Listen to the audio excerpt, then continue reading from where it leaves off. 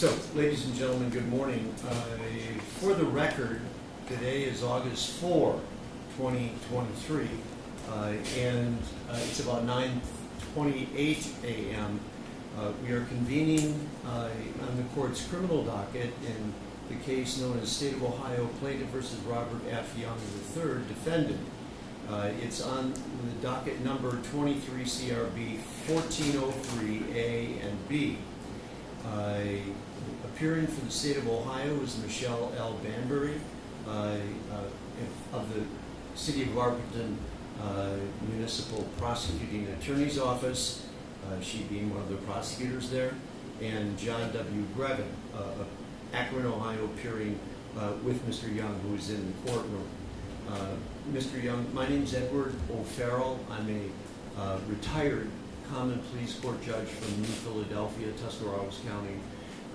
Judges McKinney and Stevenson have recused themselves when this matter was filed at the clerk's office and requested that the Chief Justice of the Ohio Supreme Court appoint a judge or assign a judge to come to the Barberton Municipal Court to preside in this case. And the Chief Justice has assigned me to come to the court to preside over the case, not only today, but going forward until conclusion. I was on the common pleas bench for 30 years in New Philadelphia, and before that 9 years on the municipal bench, retiring in December of 2020. So I want to, for the record, indicate that the matter before the court in this case is an order and indictment that has been transmitted from the Summit County, Ohio Court of Common Pleas, Prosecuting Attorney's Office and Grand Jury of the term of court in July of 2023. More specifically, there is an indictment and remand indictment that was issued July 14, 2023 by the grand jury and filed at the clerk's office here. I've got a July 18, 2023 date on the order remanding the matter to the court here on a single count, on count one, which is domestic violence in violation of Revised Code 2919-25A, misdemeanor of the first degree, and count two is an assault, misdemeanor of the first degree in violation of 2903-13A. The hearing today, as Mr. Grevin has discussed with you, is what we call an arraignment hearing. And I have certain information that I need to have produced on the record to make certain that we are proceeding according to the procedural protocols under Ohio law. So the first thing I'm going to ask Mr. Grevin is if Mr. Young has received a copy of that order and indictment, direct remand indictment from the Summit County Court of Common Pleas, General Division. He has, Your Honor. All right. Now, as it relates to that remand order and the two misdemeanor charges, do you, in behalf of Mr. Young, waive a reading of the charges verbatim, waive a reading of the penalty sections relating to those charges, waive an explanation of Mr. Young's constitutional and statutory rights and privileges, and waive an explanation of the pleas available to him in this case and the legal significance and meaning of each plea? Your Honor, we would waive all of that. And is Mr. Young prepared to enter pleas to the two misdemeanor charges I've referenced? He is, Your Honor. He would enter pleas of not guilty to both charges. All right. The record now reflects that Mr. Young has entered pleas of not guilty to the two misdemeanor charges that are pending now in this court. I note that there was an initial appearance in this court before the matter was transmitted to the Summit County grand jury, and that there had been a bail order issued here.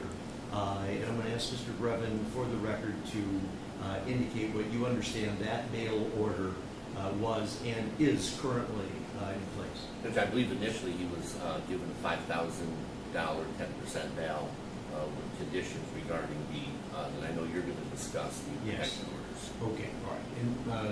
And Ms. Banbury, is that your understanding of the initial court bail order in this case? It is, Your Honor. Okay, good. Now, Mr. Young, I have the authority to reconsider bail, and I'm going to do that, and I'm going to issue a bail order as follows. You'll be signing, when you leave with Mr. Grevin at the clerk's office here in the building, a document we call a personal recognizance. That's going to be the bail in this case with conditions, which I'll explain in a moment.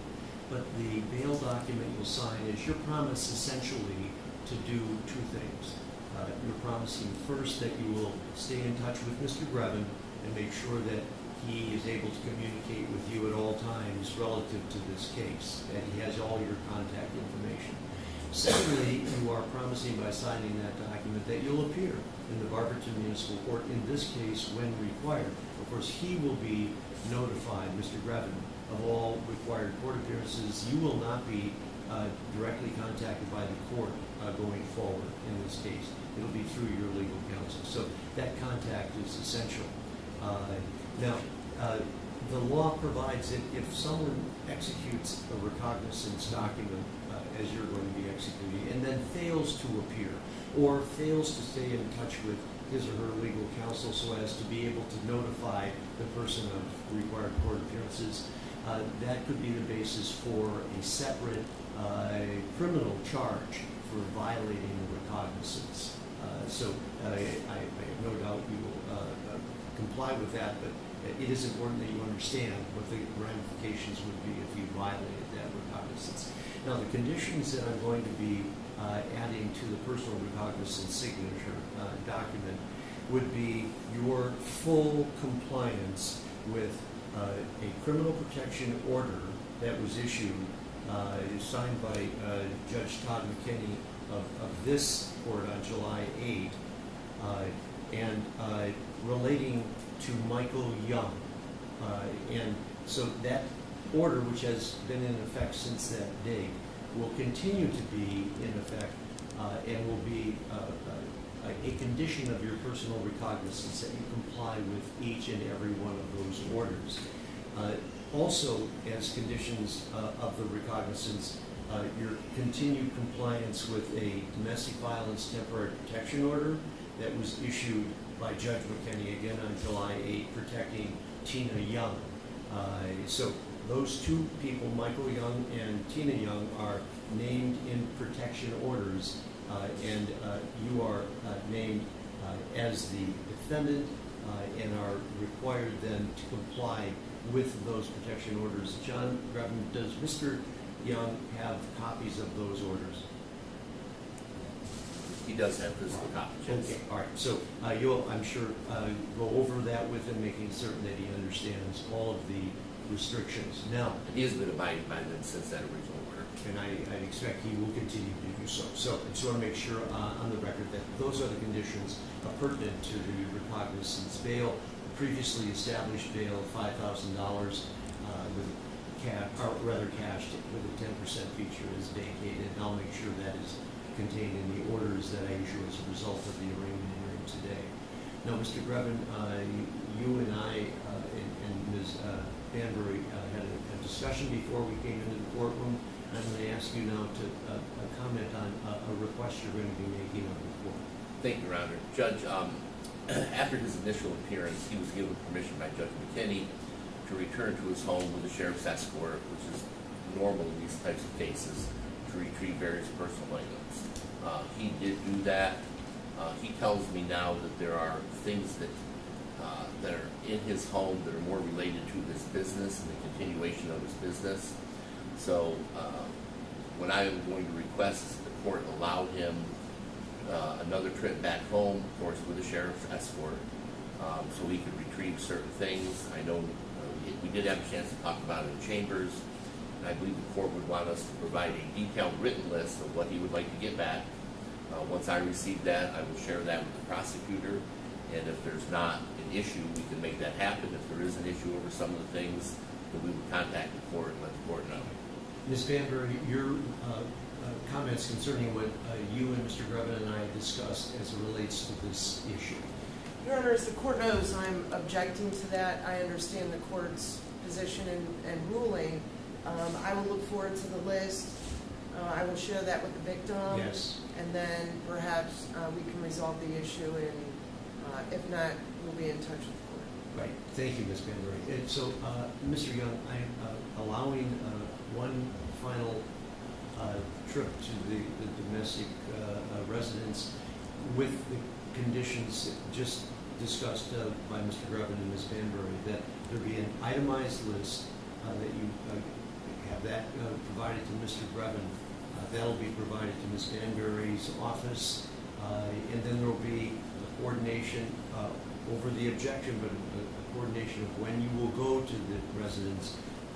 If there's some type of disagreement or some issue that needs my intervention, counsel will contact me. Otherwise, I don't expect to be contacted about this. That this will be something that I'll include in the arraignment order, but will be facilitated as just discussed.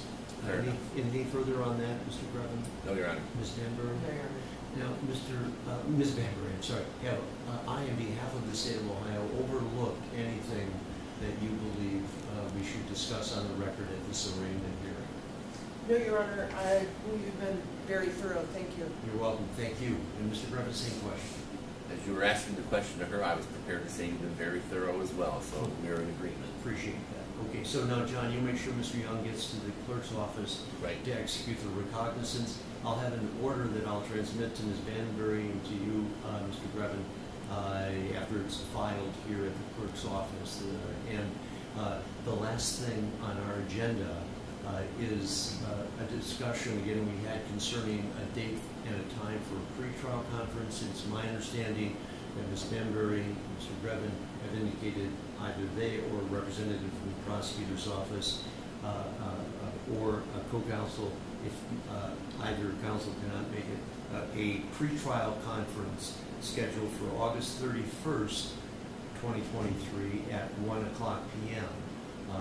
And then I anticipate at that pretrial conference discussing a trial date within the statutory speedy trial time period for misdemeanors of the first degree, which we understand to be 90 days. And is it your understanding, Mr. Grevin and Ms. Banbury, that Mr. Young has not been incarcerated in this case, so there is no 3-for-1 count on any days? That's correct. Understood? Correct. Okay, good. If there's nothing else, then we'll adjourn. Thank you, counsel. Mr. Thank Young, you, Your Honor. thank you. Thank you.